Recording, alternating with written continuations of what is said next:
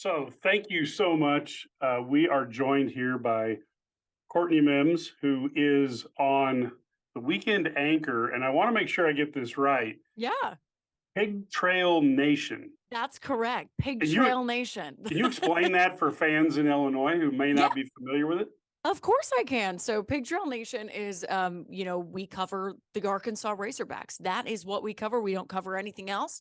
We are solely about the Hogs. And why the reason why we're called Pig Trail Nation, we used to be called Razorback Nation. So Okay. the Arkansas Razorbacks, right? But we had to change it to Pig Trail Nation because the university at one point said, no, we own the name Razorbacks. So you can't call yourselves Razorback Nation. So we had to change it to the Pig Trail Nation.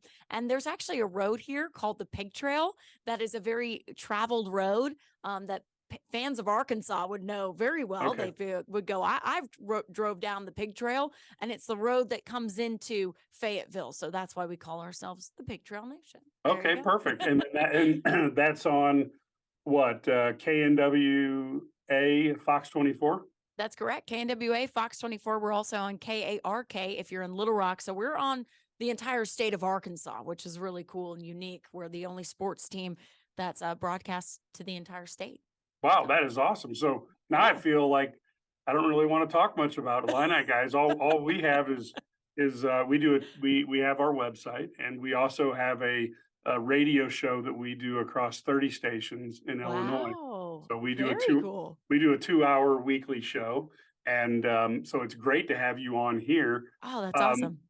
Now you're University of Florida grad. I am, which gets me into a little trouble with Razorback fans. So They what happens? What happened? I have to ask. Okay. What happens on a Saturday afternoon when a certain Gator team comes to town? How do Hmm. you figure this out? Yeah, so I stay really quiet. We aren't very active on social media. I have some fans that poke some fun at me. They go, "Where's Courtney today? Is she working today? Ha ha ha. Is she here in the arena? Is she, so they poke some fun at me, but I stay very, very quiet. When people ask me who I'm rooting for, I usually say I'm rooting for a good game. Yep, So yep. You got to that's be my diplomatic. answer. Yeah, Okay. got to be diplomatic, but honestly, it's kind of funny because really either in that situation, if either team wins, I kind of go away happy. So, Yep, yep. Totally understand that. So now let's pivot because you and I were talking before the cameras went rolling, and we talked a little bit about the fact that neither one of us really expected that either team would be an 8 or 9 seed this year. yeah. Can you tell Illinois fans as a Razorback analyst and fan, why did you expect this team to be so good this year? Well, they came in and they have three McDonald's All Americans on the roster. You guys might be, know the names Nick Smith Jr., Anthony Black, and Jordan Walsh. I mean, when you hear, wow, you have three 5-star McDonald's All Americans, you go, wow, we're going to be really, really good this year. So you've got those three guys coming in. You've also got different guys transfers that you brought in that have done really well at other schools, right? Ricky Council, and then Jalen Graham, and then you bring in a guy like Trevin Brazil, and we saw this team go play over in Europe, which not a lot of people get to say that their team goes and plays over in Europe. But we saw this squad go up against professional European teams and look really, really good. And I was like, man, and so many Hog fans, me as well, media members were so hype about this team for that reason. Well, things happen, right? You have injuries that happen. Trevin Brazil goes down. That was not expected, right? We didn't expect to have him out for most of the season. We also didn't expect Nick Smith Jr. to be out for a majority of the season. So two big injuries happen, and suddenly the must bus has been all jumbled up, right? We don't know what's going to work. And Musselman, got to give him credit because he is such a great coach, an NBA mind for sure. He saw the problem. He said, okay, we're not going to freak out. We might lose some games, but now we've got to change the lineup. And now we've got to work out this puzzle because I don't know what's going to work here. And he figured out a way to make up for those two losses. Well, now Nick Smith Jr. is back in. He had to find a way to integrate him back in after missing so much of the season. And so the reason that I think we're at this point of the season now is because we really haven't had a set lineup for the whole year, a starting lineup where you can go, these are your guys, these are your five. It's been a mix and match. Oh, this guy this night, this guy this night. Oh, we're going to put both Mitchell twins in there as our bigs. No, we're not. We're going to play small. So it's kind of been just you never know what you're going to get with this team. And that's kind of how Illinois is as well. I mean, when you look at how they've done throughout the season, you went in the year feeling so good, right? And then fans could probably tell you the same thing. Okay, things are a little rocky. You have a good January. Woo, everything's great again. And then you end the season not so great. So I feel like Arkansas and Illinois can share a common ground there with I think how their seasons have gone. Yeah, they're very mirror image like. Yeah. Illinois had Sky Clark leave Yes. the team. He was a 5-star before he hurt his knee and ended up, I think, a high 4-star.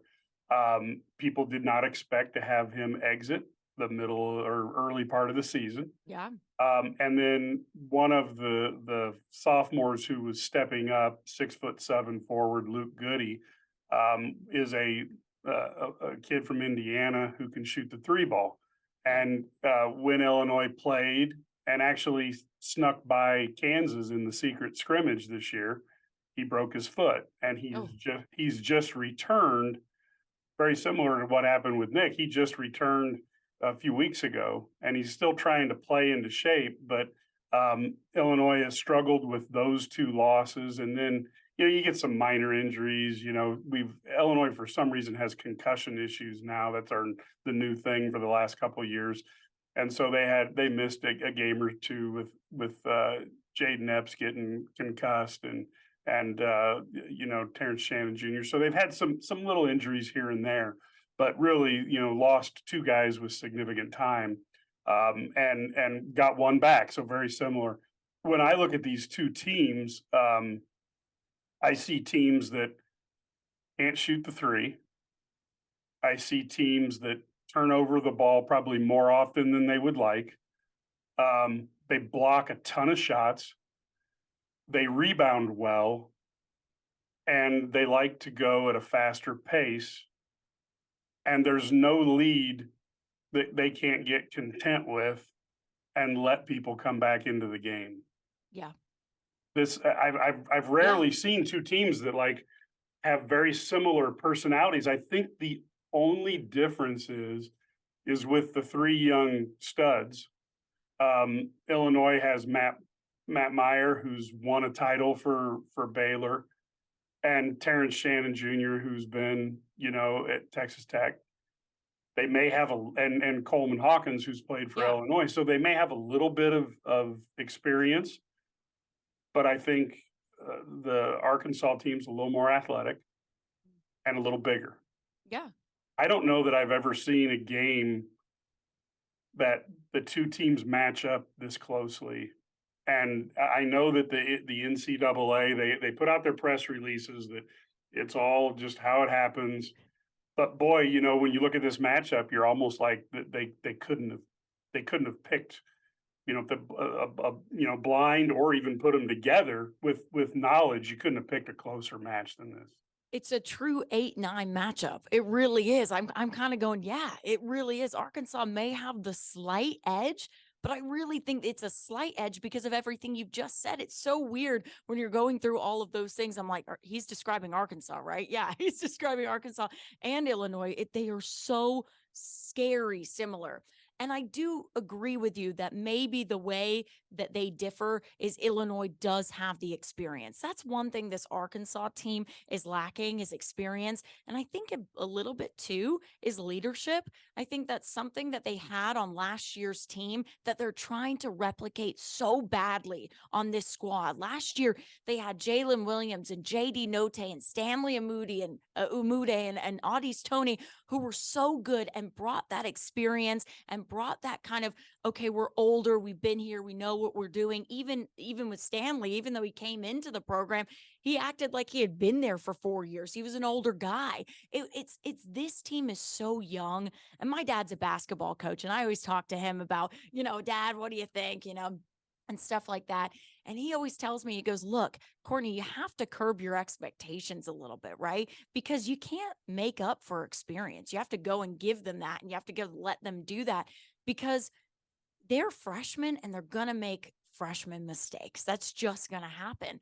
So I really do think if you're an Illinois fan right now, you got to be liking that your team does have the more experience at the end of the day, because I think that really does come into play in tournament time. And especially when you've got two teams that on paper look so similar. And I will say Illinois, I think, is a little bit more aggressive as well and physical when it comes to the game. I've watched a few games this year that they've played, and I'm like, man, this team can be physical sometimes. And I think that's also maybe going to come into play just a little bit more. It's tournament time, right? You're fighting to survive. They're going to be fighting, laying it all out on the court. That is certainly going to show up in that game on Thursday. Yeah, I think Illinois is looking for leadership the same way. When Trent Frazier walked out the door and DeMonte Williams, who had been here 5 years, and they had been kind of the heartbeat of Coach Underwood's tenure, along with the 7-foot tall, 285-pound Kofi Coburn. Yeah. They lost a lot of leadership in the two guards and a lot of a safety blanket of 21 points and 12 rebounds, no matter what happens. And I think the leadership has been a little bit of a void. I do think they do have that experience. When it comes down to it, Illinois was able to beat two top 5 teams. Each game, somebody went on a heater, though. Whether it was Terrence Shannon Jr. going 8 for 9 from the 3, and UCLA fans saying, well, if he hadn't shot like that, Illinois wouldn't have won, which is correct, but you can't take that away. Yeah. And then Texas in the overtime game, in which Matt Meyer, had a fantastic game. So for Illinois fans, we're looking back and trying to figure out, like, there's a coupling of two things that Illinois needs to win. One is when they allow teams to, play and score a little over a point per possession, Illinois tends to lose. And when Illinois plays good defense, they tend to win. And then when one guy erupts like a volcano, Illinois tends to win. But they haven't done either with the consistency that makes you feel comfortable about going out against a team like Arkansas and saying you're going to beat them. Yeah.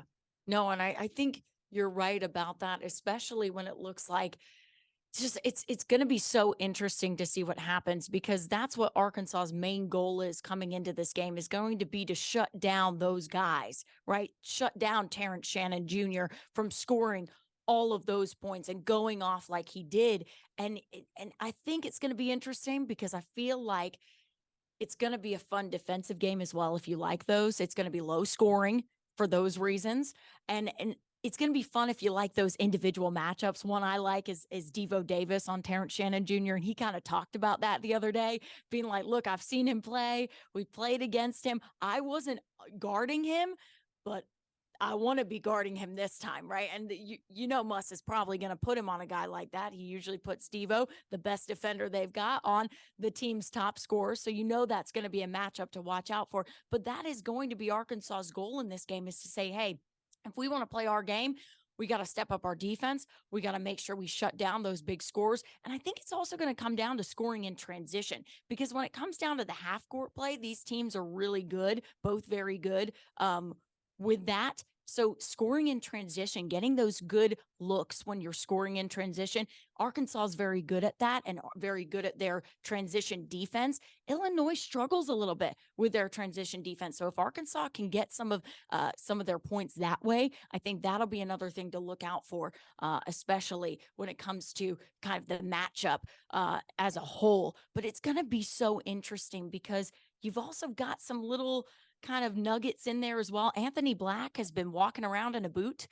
And it's made quite a few people nervous to see him walking around in a boot. He went down on his ankle in that A&M game and kind of tweaked it. And now we asked him about it. I actually asked Muss about it when we had availability with them the other day. And he was like, look, it's between him and the trainer, but he kind of went down on it, but he should be fine, just precautionary, yada, yada, yada. But that makes me a little nervous still that he's walking around in a boot. So kind of hopefully he's feeling 100%, but it sounds like he might not be feeling 100%. And that would change my perspective on the matchup a little bit, because you take out a guy like Anthony Black and suddenly you've now changed this Arkansas offense once again. Are they going to struggle without him playing as many minutes as he does? Are they going to be okay? Can Nick Smith Jr. pop off for 30 points? Who knows, right? Who knows? This is going to be one of those games that I think anything can happen in, and it's going to be one of the best matchups in the first round, hands down. I have a hard time believing that Anthony Black will, again, a former top 100 football player. Mm-hmm. Now, if he's really hurt, obviously, but if it's just uncomfortable, I've seen that kid play in numerous AAUs. I live down in Dallas. Yeah. So I've seen him play in numerous AAU games. And really, the ironic thing is the first time I saw him play, the two toughest players in the tournament were Anthony Black, who literally willed his Empire team to victory a few games. That's Anthony Black. and Ty Rogers, who plays for Illinois, who plays for Mean Streets. Yeah. Those two guys just hate losing, and they play intense, and they use their physique and they use leverage much like an 80s basketball player would. So you watch them play, and they may not be, and they're very good athletes, don't get me wrong, but they're not, LeBrons, but they use leverage to their advantage. And I've seen Black guard 1 through 5, and something tells me that boot will be off and he will find a way to play. And Jordan Walsh was another one that my son's team got eliminated by in the playoffs. And he has a almost superhuman ability to be around the ball somehow, some way. Ty Rogers is similar. And if I was going to go to tell people like an old pro, and I'm not trying to compare either of these guys to Dennis Rodman, but these guys have like radar, and they end up where the ball is somehow when it matters. Oh yeah. They're incredible to watch. I love watching Anthony and Jordan both play. I just think Anthony is just such a true point guard. And a lot of people said going into the season, oh, are you excited to watch Nick Smith Jr. play? And I said, really? I mean, yeah. But I really want to watch Anthony Black play, because I think he embodies everything you just said. He sees the floor so well. And I love to see that split-second decision-making, the pure athleticism that takes over him sometimes when he's like, nah, I just got to get to the bucket. I got to score. And it's honestly, he honestly embodies what I really love about the game of basketball, which is just like, I just want to win, right? I don't care how we do it. I don't care how fancy I look. I don't care if I dunk it 8 times or I dish it out 10 times. I want to win. And so that, to me, makes him so fun to watch. Jordan Walsh, very, very similar in that regard. Just pure raw athleticism. As long as he stays out of foul trouble, he is exciting to watch, because man, that boy can pick up fouls like nobody's business. So that will be something to watch out for as well in this game, is that Arkansas, especially when Jordan Walsh is on the court, and those Mitchell brothers, they can pick up fouls really, really quick. And you can force them to pick up some fouls really, really quick. So that might be something else that's going to be a key factor in this matchup. Can Arkansas keep themselves out of foul trouble early on? Because when you start taking those players out, Illinois has more depth, I think, than Arkansas does right now. Arkansas doesn't really play a lot of guys. They really don't. I mean, you've got, your main 4 or 5 guys that you really can feel good about on the court at one time, maybe 1 or 2 on the bench you can go to, and a Jalen Graham, but that's really it. I mean, you don't really have anybody else besides those guys. I feel like Illinois just has a teeny weeny little bit more depth than Arkansas, and they play, Underwood plays 8 or 9 guys more than must plays because he just doesn't have that many that can play right now. I mean, maybe you can correct me on that, but that's at least something else that might be a difference maker in this matchup too. There really is a lot of intrigue if Jaden Epps is going to be able to play. He got concussed in practice a couple weeks ago. Had a scary moment. Literally walked away from a Oof. collision, and then like 15 feet away from that, just went out like a light. Oh, And so he's been in the concussion protocol, and nobody knows if he's going to play. He was held out of obviously the Big Ten tournament, and we will see if he plays tomorrow or not. Tough kid. So my assumption is that, again, a concussion protocol, there's no toughness. They either tell you you can or you can't. So but if it's up to him, obviously he'd play. But concussion protocol is up to the doctors, and you certainly don't want a yeah. kid getting hurt seriously. So they're going to follow that protocol. Illini fans will see if he's playing on Thursday or not. And that's a little bit of the issue to see. I think the question I had is on the inside. Who's going to handle Dane Danger when he comes into the game, the 6'9", 260-pounder for Illinois in the paint? Yeah, that's a great question. I'm wondering that as well because Musselman has a few big guys that he goes to. And he has a few guys that he can kind of switch around there. I think you've either got one of the Mitchell twins on him, Mikkel or Mackay. Those are your two, I think your best big guys right now. Okay. The guys that you want down in the paint, the guys that you want inside, and the guys who can guard a guy like that as well. So I think he's going to go to one of the Mitchell twins or possibly even both. He's played big before. He's started big before with a team that is physical, like Illinois must have said. I might start big. I might go big. To combat that. I think you look to the Mitchell twins. You might see Jalen Graham come in and maybe relieve them, maybe give you a little oomph on the offense. The only thing about Jalen Graham is that he is a great big man, but sometimes he makes silly decisions and sometimes he can't defend or get back on defense fast enough.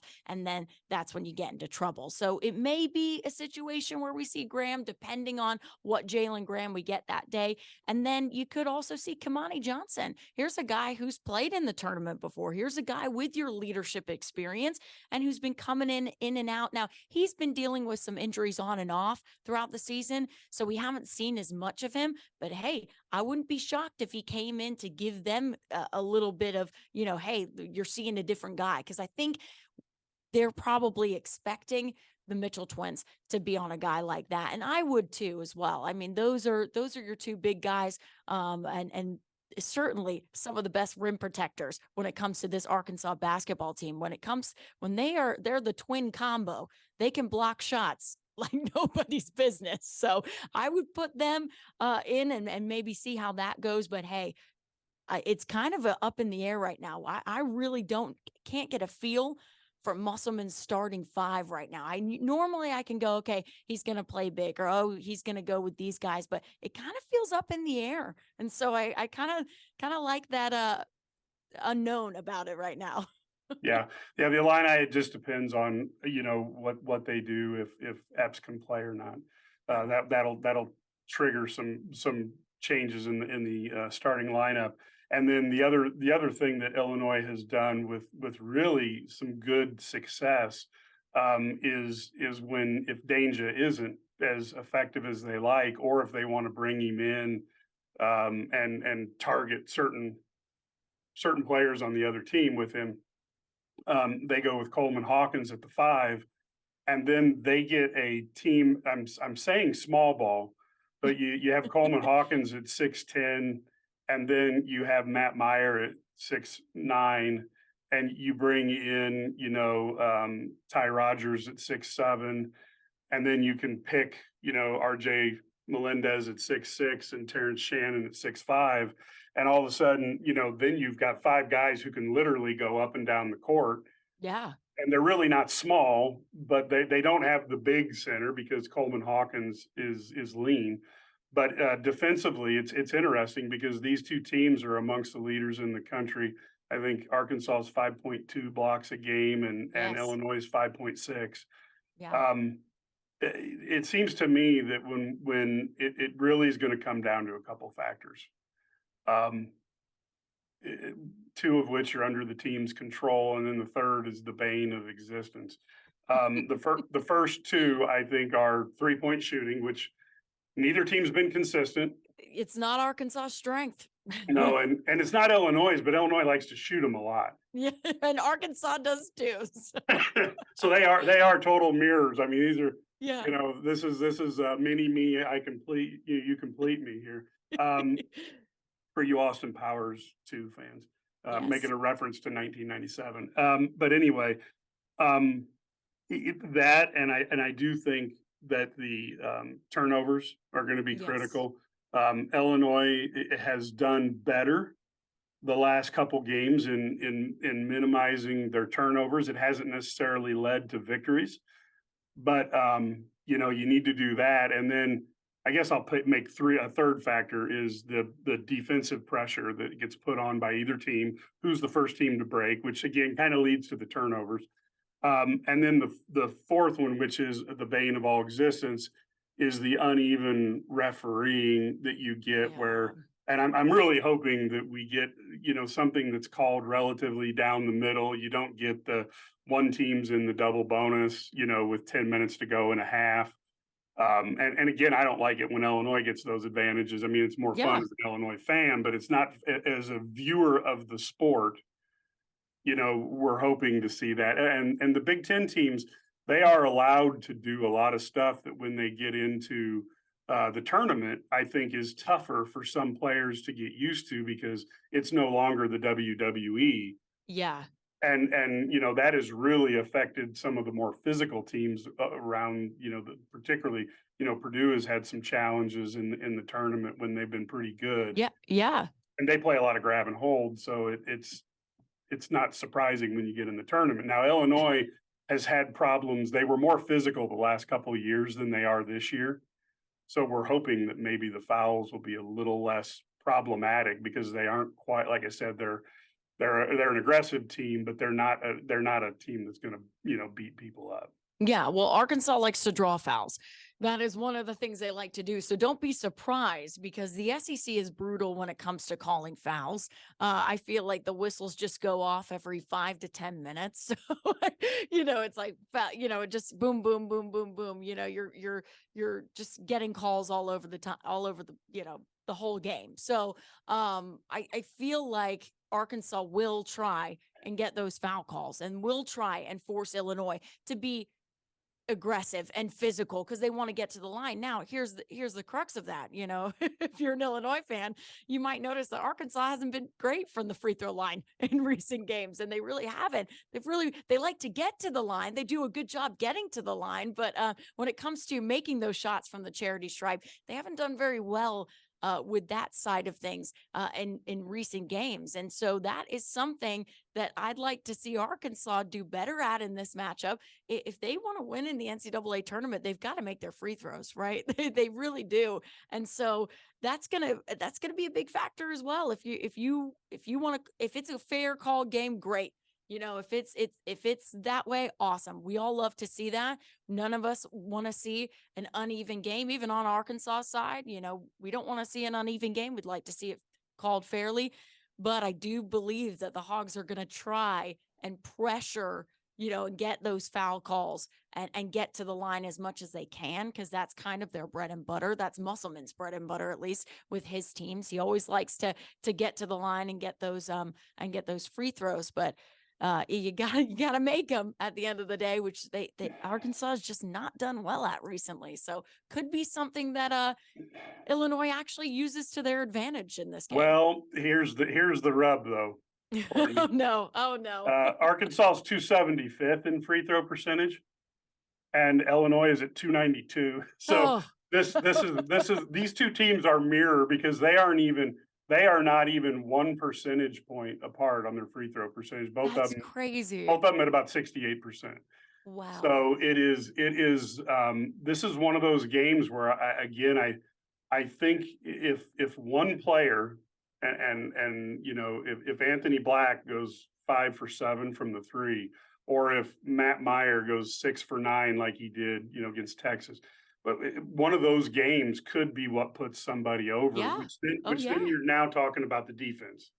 Is the defense cracking to allow that type of shot? And I think that's where ultimately I think these teams are really going to have to batten down. And I think that's all you pretty much need is, like I said, one of those guys Yeah. to do that, and you're in the midst of what could be an offensive onslaught for these two teams that are averaging roughly 31 or 30% from the 3-point line. I don't think anybody's going to watch their film to see how to convert on 3-point shots. No, for sure. And it's kind of interesting as well, because I want to see what the second half looks like, because Arkansas, they do this thing they have all season where they look incredibly great in the first half, where they're making their 3-pointers and they're looking really good and they get these leads, and then they go into the second half and they blow them. They don't make adjustments and the other team gets the edge. And that might be something that happens in this matchup as well. If they haven't figured that out, if they haven't figured out how to deal with that problem and going into second halves and blowing those leads, and you could have a Nick Smith Jr. pop off. I mean, against Texas A&M, he was firing off for threes. He was looking great. He was having a game. But then you go into the second half and you crumble and you lose that. And I don't know if that's a similar thing to Illinois this year, because I don't know if that's a similarity between these two teams. But I do know that Arkansas has really, really, really struggled in second halves this year. And for whatever reason, they come out of the locker room, they see that lead, they're feeling good, and boom, blow it. So you kind of almost, if you're an Arkansas fan, you're hoping that Illinois has a lead going into the half, and that Arkansas has to claw their way back into this one, because if they don't, you could have a similar situation to that Texas A&M game. You could have a similar situation. I mean, even the Auburn game where they had a lead and they were looking great throughout, and Auburn clawed back and made it competitive in the end. And everyone was going, why? Why was that necessary? I mean, that's something that I think Illinois can do. That's why I think Hog fans, when they go, oh, we're looking towards Kansas. Okay, whoa, whoa, whoa. First of all, Illinois is going to be a very, very, very tough matchup. Arkansas knows that. I think Illinois knows that. And I know both of these teams are preparing so hard for this first game. And if either of these teams can win this first game, I think they can if Kansas, obviously takes down Howard. Sorry, Howard, not going to give you any love here. If either of these teams, Illinois or Arkansas, if they can beat, whoever wins that matchup, I think they have a good shot against Kansas. I really do, because that is going to be a tough first game for either of these teams. And you have all of that momentum from a super tough game, and Kansas is walking past Howard or whatever, walking into that game feeling good. I think you have a great shot. So I'm really excited to see who goes past. I think a lot of brackets are split 50-50 on Arkansas, Illinois. Like, it's just a coin toss of who's going to win this game. So yeah, I think Illinois has had a few big rallies against Texas and UCLA. They had big second halves. Had big second half against Purdue that ultimately came up short. That's right. And then they've had their share of collapses in the second half. Iowa, they had a lead. So I mean, they've had a couple games where they've had a lead at that in the first half that got eroded, and then by the second half you're like, what the heck's going on here? So they are, if nothing else, they're believers in variety. You can have a second half rally, you can have a second half crumble. Against Northwestern, they came from behind like 18 to win. Again, against Purdue, they were down 24. They tied the game and then ultimately fell short. So they don't give up. And the funny thing is when we talk toughness, I'm not certain if they're like a brass knuckles tough, but the guys don't give up. Yeah. And then where they get in trouble is that they're not disciplined. So they will take 3-pointers that has Coach Underwood looking confused on the sideline. They will make turnovers that are really like, did you really mean to throw it to the guy in the blue jersey because we're wearing white? That there's those moments in the game. Yeah. Are you But sure you're talking about Illinois and not Arkansas there? Because as that's I that's look at exactly the same yeah, problems that Arkansas's been yeah. having. So I still think it comes down to, and maybe you cut them down to who's gonna play harder defense, and then is there a shooter that's going to transcend, their trends over the last, month and Yeah. have a hot game? Because I do think either team, you get a hot, Illinois had to watch Jalen Pickett, 3 times this year carry his team, whether he did all the scoring himself or he got down into the paint and then dished off to other guys for threes. They could, Illinois, if somebody gets hot from the three, they might go, oh my gosh, here it goes again. And again, if one of their guys gets fired up, then all of a sudden it seems like that becomes, kind of a positive for everybody. So I think it's going to be interesting. Let me, were there any questions or anything about the team that I didn't ask you that you thought I was going to ask, or anything we didn't cover? That's a really good question. I'm trying to think now. I don't think so. I think we've honestly went through it all. It's just really scary when we talk, because hearing you talk about the team and probably this way when I talk about Arkansas, it's just scary to hear how eerily similar these teams are. I mean, it's scary how good that 8-9 seed really, they got that one right. At least they got that one right. It's like a really good 8-9 matchup, because it's just so wild to see these teams on paper. And I think that's why Vegas is like, okay, we're gonna maybe give Arkansas a 2.5 favorite, maybe. Like, you kind of have to just be like, I don't know, because I think it's really gonna come down to which Illinois team do you get on that day, and which Arkansas team do you get Yeah. on Thursday, Yeah, right? you could have a blowout either way. You Yeah, could have a close game. I mean, this is really a randomizer, it really is. depending on who plays. So I'm going to hold your feet to the fire here. Okay. What's your prediction going to be? Okay. I've thought about this a lot, so I'm going to say Arkansas does win. I'm not going to tick off any Hog fans today. I'm going to say Arkansas does win. And I do have Arkansas winning in my bracket for the main reason, in going back to what I was talking about earlier with scoring in transition, getting good looks in transition. If you can get your transition, offense going, either team, I think you're going to have a good time. But Arkansas is a little bit better than Illinois when it comes to transition defense. They just rank a little bit better there. So I'm going to give them the edge, because I think they're going to get that going, and I think they're going to get some good looks there, and somebody's going to get hot. Maybe it's going to be Nick Smith Jr. or Anthony Black. So I'm going to say that Arkansas does win this one. I'm sorry, Illinois fans. I'm sorry. But I'm going to say they win it. I'm going to go with 68-65. That's my Wow. final score. Yeah, that's scary, Yeah. because I was going to Oh, say no. I was going to say Illinois wins by 68-64. So that is Wow. that's an eerie close, and just like the two teams. That's so weird. Yeah, but the caveat is, I do think if a player on either team has one of those unconscious shooting days, Yeah. that could lead to a blowout either way. Yeah. And I think it also will affect it. How fast does that player get hot, right? Because if Nick Smith Jr. hits 3 threes in a row to start the game, that can kill another team's confidence. We've seen it happen. So I think it's also which player is going to merge quickly, because it's going to kill the other's confidence. I know it will. And what kind of Arkansas second half team do we get? Because even if Arkansas is up by 10 or 12, Illinois fans, do not lose hope. They may blow it. So. This team, and I will tell you, I'll give this team credit. This team does not tend to get too concerned when they're down, which I always is kind of crazy. And in fact, it's almost a weakness, though, because sometimes it's like, guys, you're down by 17, you can't do that and win. And then against Northwestern, they did, and then it's like, okay, now you're down 24 to Purdue, you can't do that and win.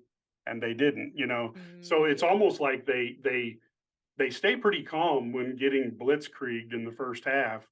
And they do make them close, and many times they win, but it's like, man, that's not a good way for, Coach Underwood might be losing a little hair, and can you make it easier? Yeah, can you make it easier on the fans and all that? But who knows? Yeah, they're Well, going to give people some heart attacks, I'm sure. Both yes, teams in this one. yes.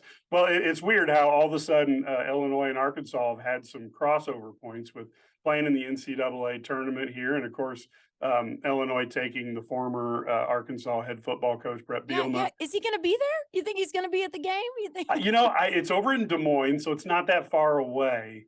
But I don't know if they have any recruiting and Mm. activities that he's doing that he might stick He might around be for. doing spring football, right? He might Well, be. I don't think they've started that yet, so they got a Oh, little okay. bit of time. But Okay.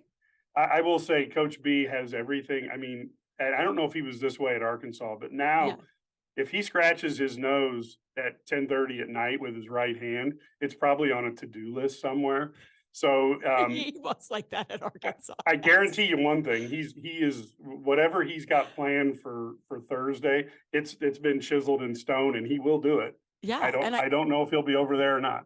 well, a lot of Arkansas fans had asked the question, is he rooting for Arkansas or Illinois? And I was like, guys, he's rooting for Illinois. Come on. Yeah, I will say Come on. something. He and Coach Underwood and the new women's coach, Shauna Green, have really kind of formed this triumvirate, and they really support one another.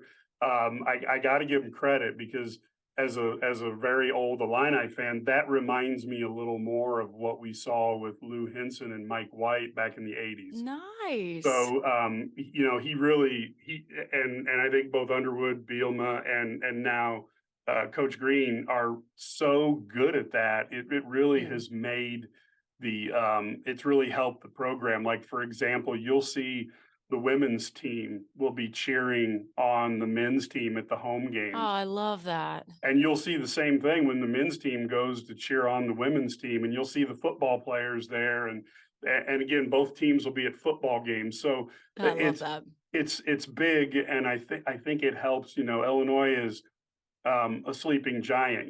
When I was in college and in that era, high school and college, Illinois was in the top 25 in those days, or top 20 in those days, in both sports consistently during most of the 80s.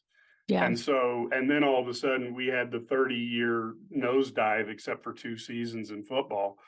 And the basketball team did fine up until the end of the Weber era, and then John Gross era was just disastrous.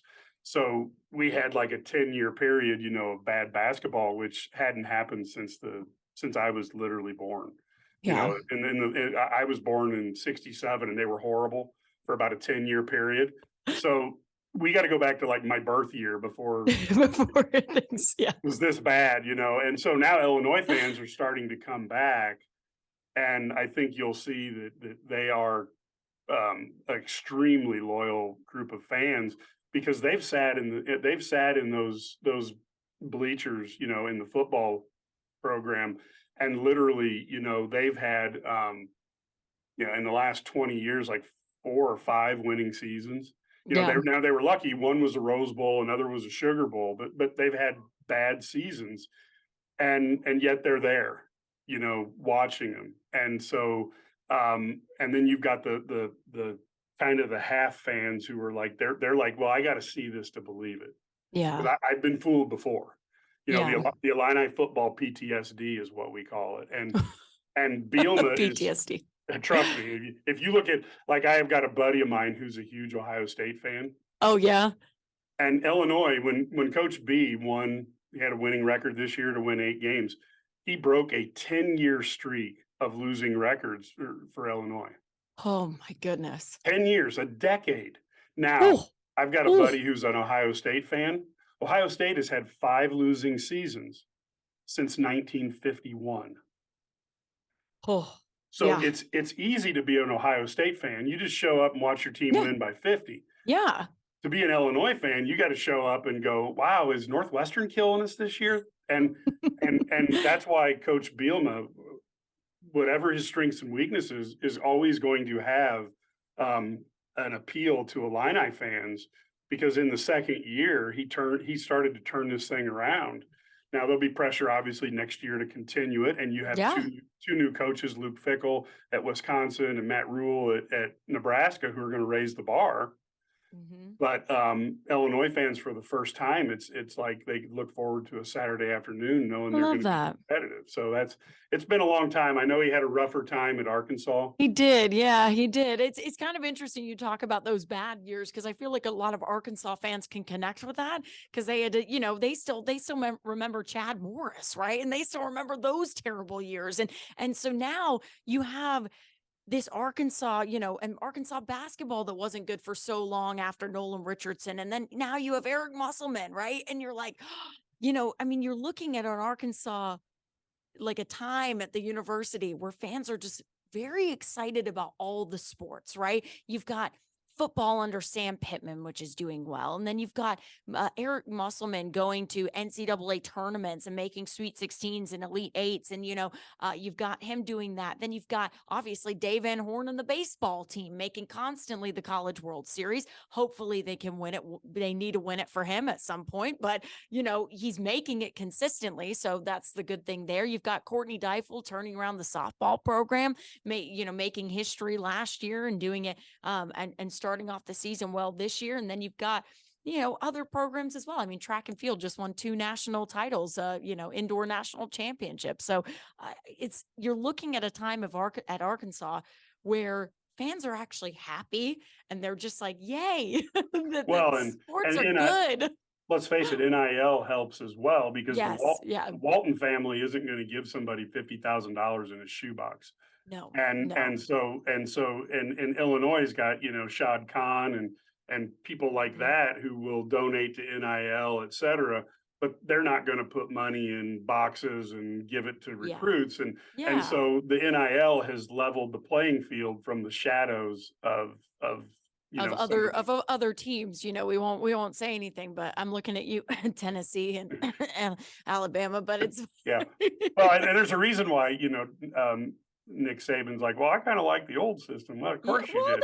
There's a lot of reasons. What was it? I feel like it was Tennessee with the McDonald's bags where they were handing them in like Mickey D's bags. And you're like, what are you guys doing over there? Come on. But it's finally, Arkansas's always done it the right way. And that's what I really like about these coaches, this program. And Illinois sounds very similar. It's just, you guys do it the right way. And that there's some pride and respect there for coaches and programs doing it the right way, and then getting that glory at the end of it. For if you win a national title, if you win a national, championship in any sport, football, basketball, baseball, whatever it is, you've done it the right way with players that want to be there. So. Yeah. And I think that's important. And so I really appreciate you coming on the Eye on the Illini show. We really like that. And of course, maybe in the off season, or in the preseason next year, maybe these two teams will bang heads again. That'd be nice. Yeah, it'd be fun to see Illinois and Arkansas kind of it'd be 2 schools that could have quite a nice rivalry and give us a break from the Missouri people all the time. Oh, please. I would like to take a break from the Missouri people too. So I feel you on that one. All right, perfect. Well, good. We found some unity then. Well, thank you very much, Courtney. This is Courtney Mims from Pig Trail Nation. There you go. Perfect. And do you do podcasts or anything like that on that, or are you straight up TV person? We are straight up TV, but you can always check out our YouTube if you're ever interested in anything that we put out there. We put a lot of stuff out on our YouTube. You can listen to any interviews with players. If you want to listen to what Eric Musselman said about Illinois, you can go check it out on our YouTube. Anthony Black, Devo Davis, they're all up there over there. So we do pretty much YouTube stuff, and then on TV, of course, if you're in Arkansas. But no podcast for me to plug, but I love coming on them. So thank you for having me. I appreciate it, and it's very painful for me to watch Anthony Black, because when I first wrote about him,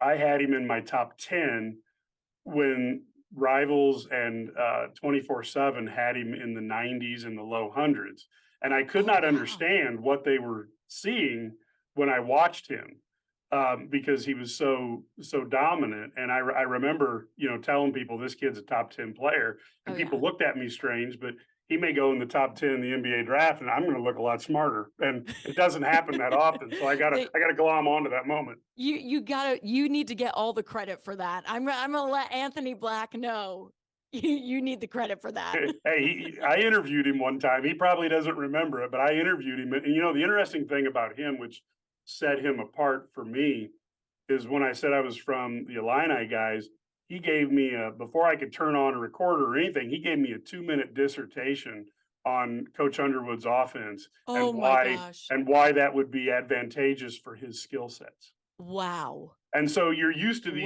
guys. Some Wow. of these guys are just great players. Some of these guys are Wow. players who practice hard. Some of these guys are players who practice hard who really understand the game.